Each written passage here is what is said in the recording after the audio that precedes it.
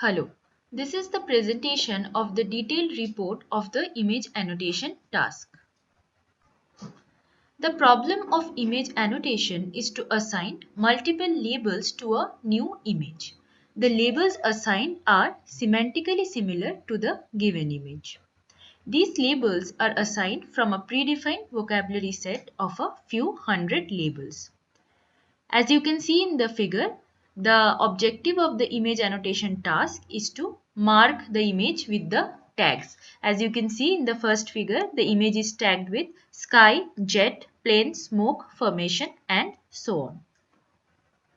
Automatic image annotation has several applications like object retrieval, object recognition, robot navigation, that is helping the robot identify their obstacles or target, web and desktop based image search applications. In this era of image sharing, there is a lot of unannotated images in our local system and web. Properly annotating them will index those images and help us develop a good image-based search engine. In 2008, Makadia et al. Introduced joint equal contribution. JEC is a new baseline method for the task of image annotation. This was the first paper that treated annotation as a retrieval problem. Suppose for the ith image, we have n features from fi1 to fin. The distance between two images, that is distance between image I and image j, is calculated using all the features of both the images. That is, we combine all the features of the individual images from feature k equal to 1 to n to provide a comprehensive distance between image I and image j. Each feature contributes equally towards the image distance, so appropriate scaling must be done for each feature. This scaled distance is known as joint equal distribution. After the distance is calculated, we require a label transfer algorithm. JEC follows a greedy label transfer algorithm. In this algorithm, it will first find all the k nearest neighbor to a particular image, I1 to ik. I1 is the image that is nearest to the test image. In I1, we will rank all the labels that are present according to the frequency in the training dataset. So in the image I1, if there are n highest ranking keywords, all those n keywords are assigned to the test image. Here n is number of labels to be given to the test image. If n highest ranking keywords are not found in the image I1, that is nearest neighbor to the query, we go to step 3. In step 3, two factors are used. We consider the images I2 to ik, that is the remaining nearest neighbors to the test image. Then we consider the co-occurrence of the labels that are already assigned in step 2 with the labels that are present in the images I2 to ik. As well as we consider local frequency, that is the frequency of the labels that are present in the images I2 to through ik. In this way, we select the remaining keywords from this I2 to ik and assign to the test image. In 2009, Matthew et al. Introduced TagProp. TagProp is a discriminatively trained nearest neighbor model. The tags of test images are predicted using a weighted nearest neighbor algorithm. The weights of the nearest neighbor are decided by the neighbor rank or neighbor distance. TagProp allows the integration of metric learning by maximizing the log likelihood of the tag predictions in the training set. Word-specific sigmoidal modulation of the weighted neighbor tag predictions is also done to boost the recall of the rare words. This solves the problem of weak labeling. TagProp uses two features, local and global features. The local features include shift and hue detectors, and the global features include histogram. As you can see in this equation, in the first part, we encode the association between image level labels and global visual features. In the second part, we model the association between region level labels and local visual features. In the third part, we capture the interlabel correlations dependent on the image features. This is the third part. In the fourth part, we measure the coherence between the image level labels and region level labels. In 2012, Yashasvi Verma and C.V. Jawahar introduced the algorithm to parse KNN. As the name suggests, it is done in two steps. First step is the identification of semantic neighbors corresponding to all the labels. That is, semantic neighbors are chosen from each and every label in the training dataset.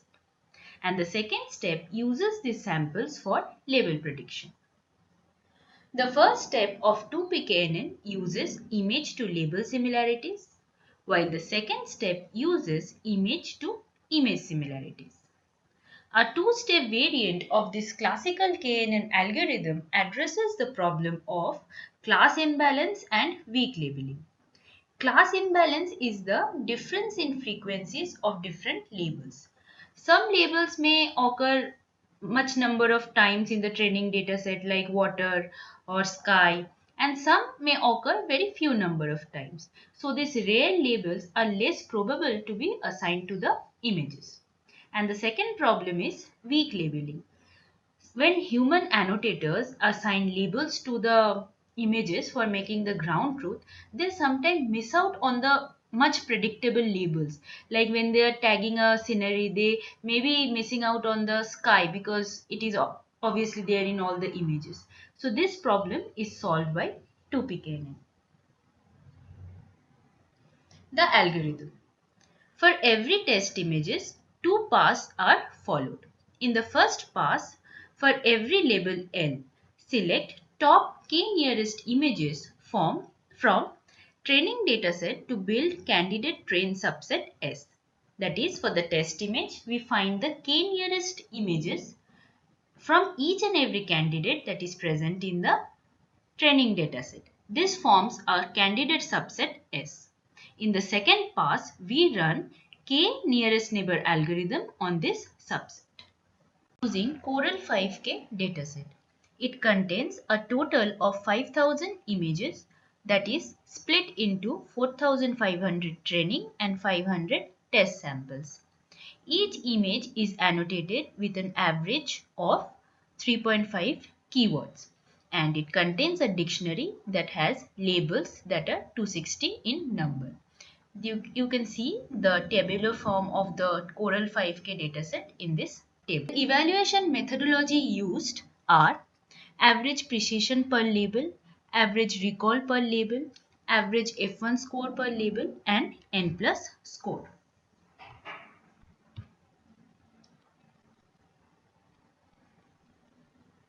Precision P of a label L is the number of correct images out of the total images that are predicted to have that label. Recall R for a label is the number of correct images out of the images with the label L that is present in the ground truth. So if I images are in ground truth with label L and G images are predicted to have the label L, then precision is G intersection I by I and recall is G intersection I by G. F1 score is the average of the precision and the recall values over the entire dataset. This is the formula for it. N plus is the number of labels that are assigned correctly to at least one of the images. That is the number of labels with positive recall. This assignment asked us to perform a set of 8 experiments, which are in the following order. E1. E1 uses V1 using feat 1. V1 is basic JEC. E2 is V2, V3 and V4 and V5 using feat 1. V2 is stack prop SD, V3 is stack prop sigma SD, V4 is stack prop ML and V5 is stack prop sigma ML. ML is metric learning. E3 is V6 which is basic 2pKNN and V7, that is 2pkn plus metric learning using feed 1. E4 is the best of 1, 2 and 3 using feed 1. E5 is basic JEC using feed 2. E6 is TACPROP SD and TACPROP Sigma SD with feed 2. E7 is V6, that is 2pkn with feed 2, and E8 includes V1, V2, V3 and V6 using feed 2. So, in the explorations, that is in the part A of the assignment, we are asked to replicate the paper and the code that are given and reproduce the results that are produced in the paper. In this experiment, all the methods and their variants under the standard settings are evaluated. The results of the papers are reproduced using both the features. The results, as you can see in this table,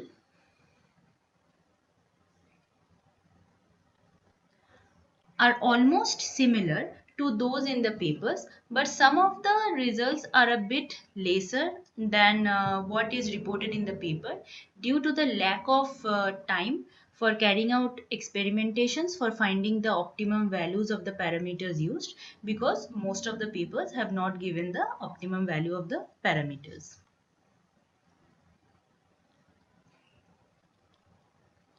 Next is the experiment 2, which is asked to see the role of validation. Validation data is used essentially to determine the optimum values of a parameter, which is used for obtaining the best results of an algorithm. It also prevents us from overfitting while training. Since JEC has no parameters involved, there is no use of validation for it. Also, in the nearest neighbor based approach, we do not actually train, so there is no question of overfitting. We will use validation data only to tune the parameters. So we will carry out the validation experiment in two phases. First, we will try to find the optimum value of the parameters, and we will also try to see what is the best size of the validation data to be taken. For this, we consider 2pkn and TACPROP. In TACPROP SD, we have to find the optimum value of the k nearest neighbors, that is k. So as you can see in this graph, the value of the performance versus the k value. So here in the x-axis we have k value starting from 50 to 350, and the performance, which is the blue is the precision, the pink one is the recall, and the yellow is the F1 score. As you can see, we obtain a peak at 200. So the optimum value of k taken is 200. Also, to check for the size of the validation to be used. Actually, the training set itself is divided into validation set as well as and training set. So this is the figure.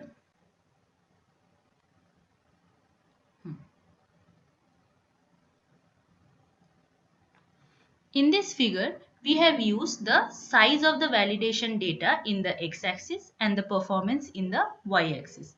The validation data is size 500, then the training data will be 3500.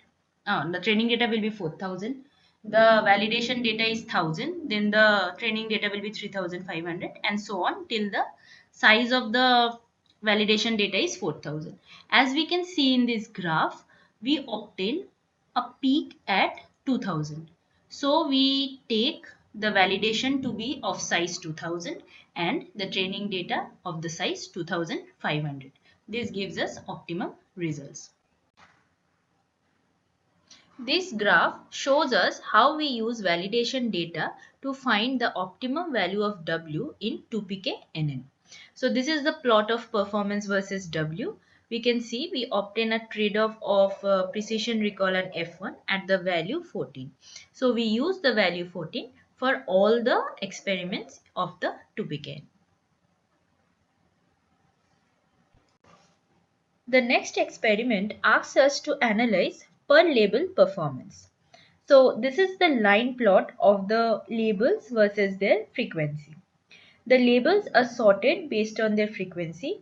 That is, the most frequent label has occurred 1004 times and the least frequent label has occurred only once.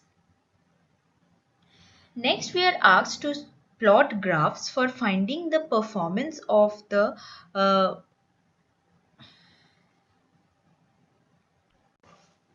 the next experiment asks us to analyze per label performance. So this is the line plot of the labels versus their frequency.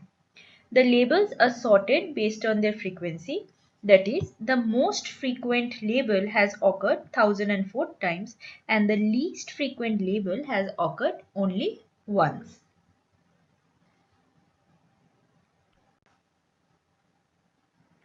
This shows the individual performance of each of the experiment for the three performance measures. As you can see in this graph that the performance for precision and the labels are not consistent across the labels. As you can see, for some labels it is showing much good precision, while for some labels it is showing no, it is showing very less precision or very poor precision. So in this way, we plot the graphs for each of the 8 evaluation criteria. And as it is clear from all the graphs that the different labels perform differently for each of the evaluation criteria. That is, the performance is not consistent across all the labels. In some experiment, one label of a particular frequency may perform better, while in other experiment, the other label of different frequency may perform better. So these are all the graphs till E8.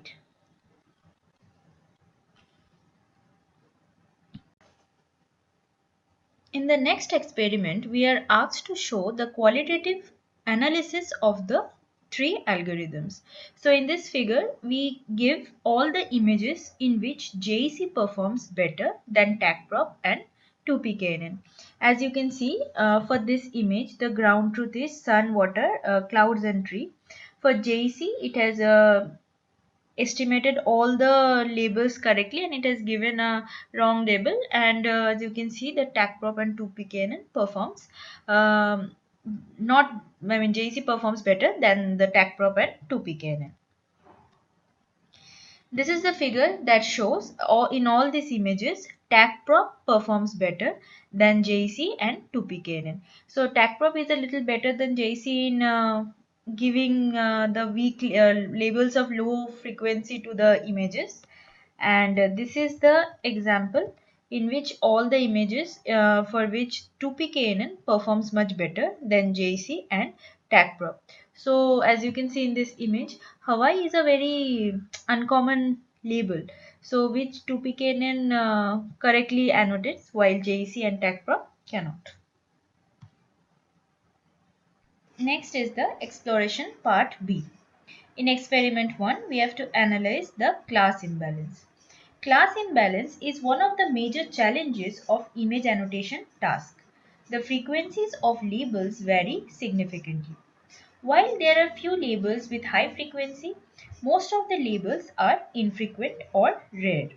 Due to this, it becomes important for an annotation method to maintain some balance in the performance of all the labels. The performance for groups of labels rather than individual labels are analyzed here. The labels are sorted based on their frequency, and this is the graph, that is the bar plot. This is the bin that is containing the most frequent 10% labels. This is the next most frequent 10% label. So this is the bar plot of the number of labels that is falling in each bin. Next, we plot the graphs for each of the 8 evaluation criteria for all the 4 performance, and the bar plots are here. This is for the experiment E1. These are the 4 graphs. This is for precision, this is for recall, and this is for F1, and this is for N plus. So as you can see in the overall, there is an approximate curve that is going like this. That is, the most frequent labels are showing good performance than the least frequent label. So we can approximate the curve in this way, and we can, this is for E2 and the similar trend is followed here. So these are the remaining graphs for all the 8 evaluation, for all the 8 experiments. The next experiment is randomly removing labels from the ground truth of training data. Another problem in image annotation task is incomplete labeling. That is, the images are not annotated with semantically relevant labels from the vocabulary. That is, ground truth itself is incomplete. This leads to inferior prediction performance on unseen data. In this experiment, this issue is analyzed by randomly removing 50% of the labels from the ground truth annotations of the training data. So figure 19, that is this. This shows the line plot comparing the original label frequencies with those after removing 50% of the random labels. So this is the line plot after removing 50% of the labels. So it has slightly, the frequency has slightly decreased for all. And this is before removing. We are also asked to show all the evaluation criteria of the 8 experiments after removing 50% of the random labels. So these are the graph. So this is for precision, this is for recall, this is for F1 score, and this is for n plus. So as we can see from the graph that after removing 50% of the random labels, the performance of all the algorithms slightly decreased than before. But as we can see the trend that 2pknn performs 2pknn with ml, or only 2pknn performs much better than the other algorithms because it solves the problem of weak labeling. So as you can see, JEC performs the least, then after that TACPROP performs well, and the best performance is given by 2pkn, and this trend is followed in all the 4 performance measures. The next problem is shrinking the training or test dataset by considering only frequent labels. In this experiment, both training and test dataset is shrinked by keeping only top 25% of the most frequent labels. After removing the remaining labels, all the images that are not having any labels are removed from the ground truth. So this experiment is also shown by the graph, as we can see, yeah, in this figure. In this figure, so after keeping only the top 25% of the labels and removing the rest of the labels from training and testing, so this is the performance. So the performance is slightly less for JEC. Then there are all the variants of TACPROP, and the 2pknn version shows the most good results, and this trend is followed by all the 4 performance measures. The next experiment is shrinking the dataset by considering only the rare labels. In this experiment, both train and test data are shrinked by keeping only the 50% of the least frequent labels. After removing the remaining labels, all the images that is having no labels are removed from the ground truth. And after keeping only the 50% of the least frequent labels, the similar trend in all the performance measure is followed as discussed before. That is, JEC shows the list performance, and then TACPROP, and then 2pkn. 2pkn shows the most performance for all the 4 evaluation criteria. Part C. In this experiment, the multipass annotation scheme of 2pkn algorithm is utilized by assuming that the entire test dataset is available at the beginning. If the test data is provided in bulk, we can make use of multipass annotation technique. Suppose an image is to be tagged with n labels. In the first pass of this k-pass algorithm, we use the entire test data to predict the most probable n labels. n, you say, suppose we have to predict 5 labels for an image. In the first pass we will use the entire testing data set, and we will predict 2 labels that are most probable for the test, each of the test image. Now we will append this annotations, that are annotations of the test images, to the training itself, that is to the ground truth, and we will run the algorithm again. That is, in the second pass we will use the entire training as well as the appended test results with the 2 most probable labels to predict 3 labels. In this way, we continue. After predicting most 3 probable label, we will again append these annotations as ground truth to the training data and use it for predicting 4 most probable label. And in this way, we continue to obtain 5 most probable label of the image. Here we consider that only 5 tags are to be given. You can use it for any number of tags. So this is the K-pass annotation scheme, and it is shown in the algorithm 2pkn.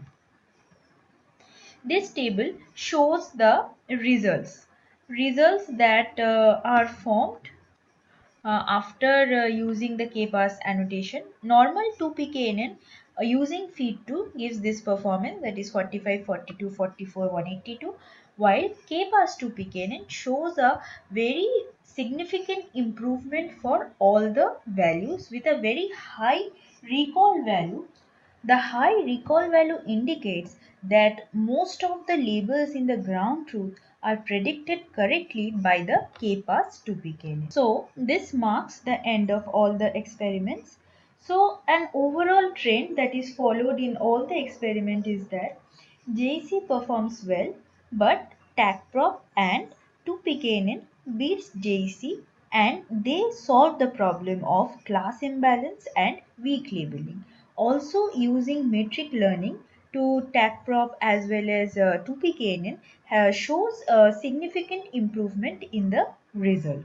In the class imbalance problem, when we randomly remove 50% of the labels, then also we saw that TACPROP and 2pkn outperforms JEC, and 2pkn also outperforms TACPROP.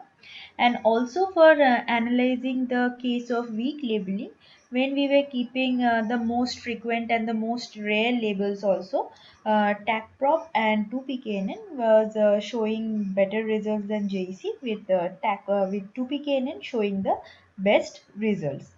Hence, 2pkn is a good algorithm for solving the problem of weak labeling and class imbalance. Thank you.